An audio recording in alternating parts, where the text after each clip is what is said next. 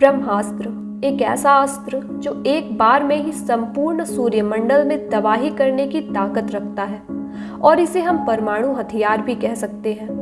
प्राचीन भारत में कहीं कहीं ब्रह्मास्त्र के प्रयोग किए जाने का वर्णन मिलता है। रामायण में भी मेघनाद से युद्ध हेतु लक्ष्मण ने जब ब्रह्मास्त्र का प्रयोग करना चाहा, तब श्री राम ने उन्हें यह कहकर रोक दिया कि अभी इसका प्रयोग उचित नहीं, क्योंकि इससे पूरी लंका ध्वस्त हो जाएगी और सारे निर्दोष प्राणी मारे जाएंगे। ब्रह्मास्त्र एक परमाणु हथियार है जिसे दैवीय हथियार कहा गया है। माना जाता है कि यह अचूक और सबसे भयंकर अस्त्र है। इसे जिन स्थानों पर छोड़ा जाता है वह स्थान कई वर्षों तक वीरान और बंजर हो जाता है। विदेशी वैज्ञानिक मानते हैं कि वास्तव में महाभारत में परमाणु बम का प्रयोग हुआ था। 50 वर्ष पहले पुणे के डॉक्टर व लेखक पद्माकर विष्णुवर्तक ने अपने शोध के आधार पर कहा था कि महाभारत के समय जो ब्रह्मास्त्र इस्तेमाल किया गया था वह परमाणु बम के समान ही था। डॉक्टर वर्तक की लिखी किताब स्वयंभू में इसका उल्लेख मिलता है। रामायण और महाभारत काल में जब ब्रह्मास्त्र का प्रयोग किया गया था तब इसने बहुत अधिक तबाही मचाई थी। रामायण और महाभारत काल में यह अस्त्र कुछ गिने चुने योद्धाओं के पास ही था। श्री राम, लक्ष्मण, रावण और मेघनाद के पास यह अस्त्र था। महाभारत काल में यह अस्त्र द्रोणाचार्य, भगवान परशुराम, पितामह भीष्म, अश्वत्थामा, कर्ण, अर्जुन और भगवान श्री कृष्ण के पास था। अर्जुन ने इसे गुरु द्रोणाचार्य से पाया था तथा द्रोणाचार्य और पितामह भीष्म को इसकी प्राप्ति उनके गुरु भगवान परशुराम से हुई थी। महाभारत ग्रंथ में उल्लेख मिलता है कि ब्रह्मास्त्र का अधूरा ज्ञान रखने वाले अश्वत्थामा ने युद्ध के अंतिम समय में क्रोध में आकर इसे अर्जुन पर छोड़ दिया था। प्रत्युत्तर में अर्जुन ने भी अश्वत्थामा पर ब्रह्मास्त्र चला दिया। इससे भयंकर प्रलय की स्थिति उत्पन्न हो गई। तब वेदव्यास जी ने उस टकराव को टाला और उन्हें अपने अपने ब्रह्मास्त्रों को लौटा लेने को कहा। अर्जुन को तो ब्रह्मास्त्र लौटाना आता था, लेकिन अश्वत्थामा ये नहीं जानता था और तब उसने उस ब्रह्मास्त्र को अभिमन्यु की पत्नी उत्तरा के गर्भ पर छोड़ दिया ताकि पांडवों का आने वाला संपूर्ण वंश ही नष्ट हो जाए। अभिमन्यु द्वारा छोड़े गए ब्रह्मास्त्र से उत्तरा के गर्भ में पल रहे शिशु की मृत्यु हो गई और उसने उस स्थान पर बड़ी तबाही मचाई। तब भगवान श्री कृष्ण ने उत्तरा के गर्भ में पल रहे शिशु और उस स्थान की रक्षा की और उसे पुनः जीवित किया। गर्भ में ही मरकर जीवित होने के कारण उसका नाम परीक्षित रखा गया। ब्रह्मास्त्र कई प्रकार के होते हैं, छोटे, बड़े और बहुत बड़े स्तर पर संहार करने वाले, इच्छित रासायनिक, दिव्य तथा मांत्रिक अस्त्र इत्यादि। माना जाता है कि दो ब्रह्मास्त्रों के आपस में टकराने से प्रलय की स्थिति उत्पन्न हो जाती है। इससे समस्त पृथ्वी के समाप्त होने का भय रहता है। महाभारत के सौप्तविक पर्व के अध्याय 13 से 15 तक ब्रह्मास्त्र के परिणाम दिए गए हैं। ब्रह्मास्त्र का अर्थ होता है ब्रह्मा का अस्त्र। वेद पुराण आदि में वर्णन मिलता है कि जगत पिता भगवान ब्रह्मा ने दैत्यों के नाश हेतु ब्रह्मास्त्र की उत्पत्ति की।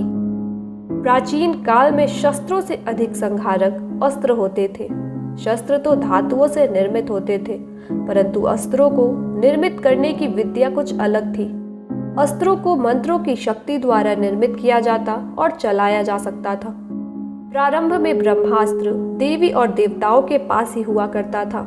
प्रत्येक देवी देवताओं के पास उसकी विशेषता अनुसार अस्त्र होता था। देवताओं ने सबसे पहले गंधर्वों को दिव्यास्त्र प्रदान किए थे, बाद में यह मनुष्यों ने प्राप्त किया।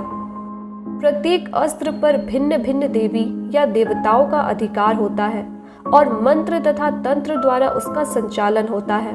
ब्रह्मास्त्र एक अचूक अस्त्र है जो शत्रु का नाश करके ही छोड़ता है।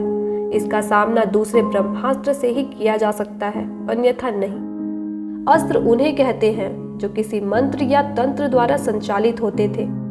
मंत्र और तंत्र द्वारा फेंके जाने वाले अस्त्र बहुत ही भयानक होते थे। इनसे चारों तरफ तबाही मच जाती थी। वर्तमान में भी ऐसे कुछ अस्त्र मिलते हैं जिसे यंत्र द्वारा फेंका जाता है और यह जहां भी गिरता है बहुत लोगों की जानें ले जाता है, जैसे तोप से गोलों को फेंकना, बंदूक से गोली आदि। अस्त्र को सामान्यतः 3 भागों में बांटा जाता है। पहला, हाथ से फेंके जाने वाले अस्त्र जैसे भाला, त्रिशूल, सुदर्शन आदि। दूसरा, वे अस्त्र जिन्हें यंत्र द्वारा छोड़े जाते हैं जैसे बाण और गोले। और तीसरे, वे अस्त्र जो मंत्र या मंत्र और तंत्र द्वारा संचालित किए जाते हैं जैसे नारायणास्त्र, पशुपतास्त्र और ब्रह्मास्त्र। इन्हें मंत्रों के उच्चारण द्वारा कहीं दूर एक स्थान निर्धारित करके छोड़ा जाता था और यह उसी स्थान पर जाकर विनाश करता था। और आज वर्तमान में शायद उसे ही मंत्र से संचालित अस्त्र कहा जा सकता है, जिसे पूरी गणना और सोच समझकर एक स्थान निर्धारित कर छोड़ा जाता है और यह बिल्कुल उसी स्थान पर जाकर विनाश भी करता है, जैसे मिसाइल्स। महर्षि वेदव्यास लिखते हैं कि जहाँ ब्रह्मास्त्र छोड़ा जाता है वहाँ 12 वर्षों तक जीव जंतु, पेड़ पौधे आदि की उत्पत्ति नहीं हो पाती। 12 वर्षों तक वह जगह एकदम वीरान और बंजर हो जाती है। महाभारत में उल्लेख मिलता है कि ब्रह्मास्त्र के प्रयोग के परिणाम स्वरूप उस स्थान में रहने वाले सभी लोग, यहाँ तक कि स्त्रियों के गर्भ में पल रहे शिशुओं की भी मृत्यु हो जाती थी। पेड़ पौधे सभी मर जाते थे और जमीन बंजर हो जाती थी। उस स्थान पर लगभग 12 वर्षों तक अकाल हो जाता था। ध्यान देने वाली बात यह है कि यही स्थितियां परमाणुओं के हमले से भी उत्पन्न होती है। जैसे हिरोशिमा में परमाणु हमले के कारण लगभग सभी लोग और कई स्त्रियों के गर्भ भी मारे गए थे और जो बच गए उन्हें भी रेडिएशन के कारण कोई न कोई रोग हो गया और उस क्षेत्र में 12 वर्षों तक अकाल रहा था। ब्रह्मास्त्र को अंतिम बार महाभारत काल में ही प्रयोग किया गया था। कलयुग प्रारंभ होने के साथ साथ ब्रह्मास्त्र और अन्य सभी दिव्यास्त्र भी लुप्त हो गए। मुंबई से उत्तर दिशा में लगभग 400 किलोमीटर दूरी पर स्थित लगभग 2154 मीटर परिधि वाला एक विशालकाय गड्ढा मिला है। शोधकर्ताओं के अनुसार इसकी आयु लगभग 50,000 वर्ष है। इस गड्ढे के शोध से पता चला कि प्राचीन काल में भारत में परमाणु युद्ध हुआ था। दूसरी ओर शोधकर्ताओं के अनुसार राजस्थान में जोधपुर से पश्चिम दिशा में लगभग 10 मील की दूरी पर 3 वर्ग मील का एक ऐसा क्षेत्र है जहां रेडियो एक्टिविटी की राख की मोटी परत जमी है। इस परत को देखकर उसके पास एक प्राचीन नगर को खोद निकाला गया, जिसके समस्त भवन और लगभग 5 लाख निवासी आज से लगभग 8,000 से 12,000 साल पूर्व किसी विस्फोट के कारण नष्ट हो गए थे। आज के लिए बस इतना ही। राधे राधे, धन्यवाद।